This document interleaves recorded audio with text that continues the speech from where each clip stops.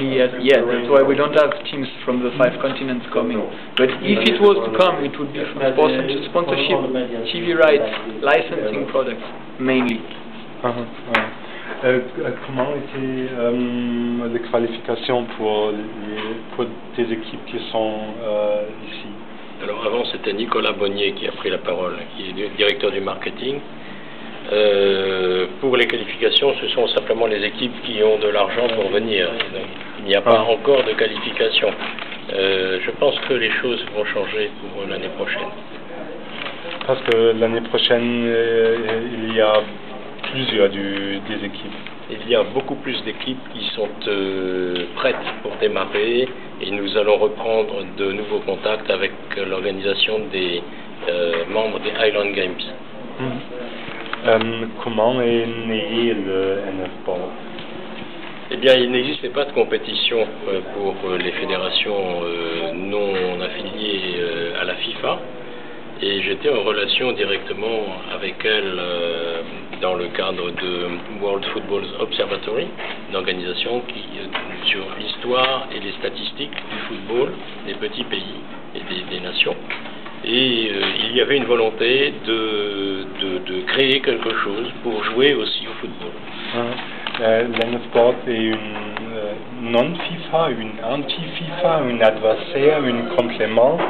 Non, nous ne sommes pas des pirates, nous sommes des gens pacifistes qui voulons jouer au football et nous avons des échanges avec la FIFA. Nous ne sommes pas anti-FIFA, nous ne sommes pas anti-quoi que ce soit. Nous respectons les instances internationales. Pour se faire entendre, il faut déjà commencer par respecter les gens et les instances internationales. Comment sont des critères pour être membre du NF Board? Avoir une fédération juridiquement enregistrée et représentative d'un peuple, d'une nation, d'un territoire isolé géographiquement ou sportivement. C'est très large, mais on ne veut pas que ce soit lié à quelque chose de politique. Mais dans le membre, il y a des cas très particuliers. Je pense à Sealand. Vous pouvez expliquer comment Sealand entre dans une organisation où sont aussi Kurdistan et Tibet? Absolument, c'est très simple. Déjà, ils ont une fédération, une football association juridiquement déposée. Ensuite, l'ONU n'a pas statué sur le cas de Sealand. Donc, si l'ONU ne sait statuer, eh bien, c'est pas au NF Board de le faire. Disons que Sealand, c'est un cas particulier qui nous sert de limite. Et comme journaliste allemand, m'intéresse cette fédération des Bassa Sassonia. Vous pouvez expliquer qui sont ces gens? Malheureusement, on ne les voit plus depuis quelques mois, mais il y avait la volonté de jouer au football. Ils ont créé une fédération qui représentait leur morceau de territoire, entre guillemets. Ils n'étaient sécessionnistes que de la fédération allemande. Il était repris par la presse allemande à l'époque. Malheureusement, je crois que c'était peut-être aussi quelque chose de fantaisiste, mais qui juridiquement reposait sur des éléments valables. On n'a pas pu s'opposer, il n'y avait pas de raison de s'opposer à cette demande d'affiliation. Un membre de NF Board que doit faire, il y a d'argent pour payer, il y a les statuts, il y a les séances, les rencontres obligatoires. Non, chacun joue avec ses moyens. Si vous êtes riche, vous pouvez plus facilement voyager et faire des matchs exotiques. Et si vous n'êtes pas riche, eh bien, vous pouvez essayer de recevoir une autre équipe. C'est libre. Et le but du NF Board serait que tous les membres sont affiliés aussi au FIFA, que le FIFA a accepté cette nation comment on peut décrire le but?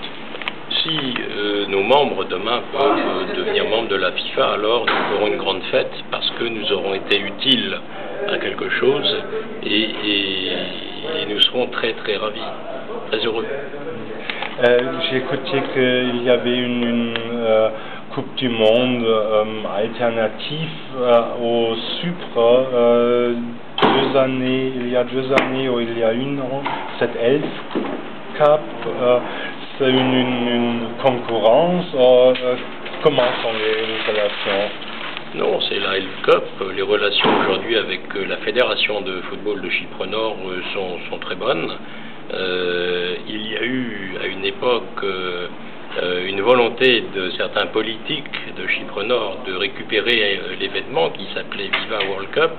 Ils ne voulaient pas, ces politiques, recevoir les Tchétchènes ou le Kurdistan. Pour nous, c'était devenu inacceptable. Si nous faisons une compétition internationale, elle doit être ouverte à tous. Dans cette année-ci, il y a, sauf au Kurdistan, seulement l'équipe européenne. Vous pouvez expliquer ça? C'est facile, c'est toujours une histoire de monnaie et d'argent, et puis il y a également les Highland Games qui ont lieu aux îles Åland, entre la Suède et la Finlande, 1 semaine après notre compétition. Ce sont des budgets très importants pour les 22 ou 23 territoires qui sont représentés là-haut. La Coupe du Monde Viva World Cup 2009, c'est un pari qui s'est décidé seulement il y a quelques mois. Donc, nous avons tenté ce coup de poker. Il y avait suffisamment d'équipes pour continuer à progresser jusqu'à l'année prochaine. Qui avait l'idée de cette trophée au nom du Nelson Mandela? J'ai dessiné un jour un trophée qui ressemblait à aucun autre. Il représentait le bloc de couleur bleue, c'est une couleur pacifiste, d'espoir, et un bloc qui représentait l'union de tous les non-affiliés. Nelson Mandela, c'était la personne à citer en exemple comme grand homme de paix. C'est tout à fait ce qui nous convenait. Et la famille de Nelson Mandela a donné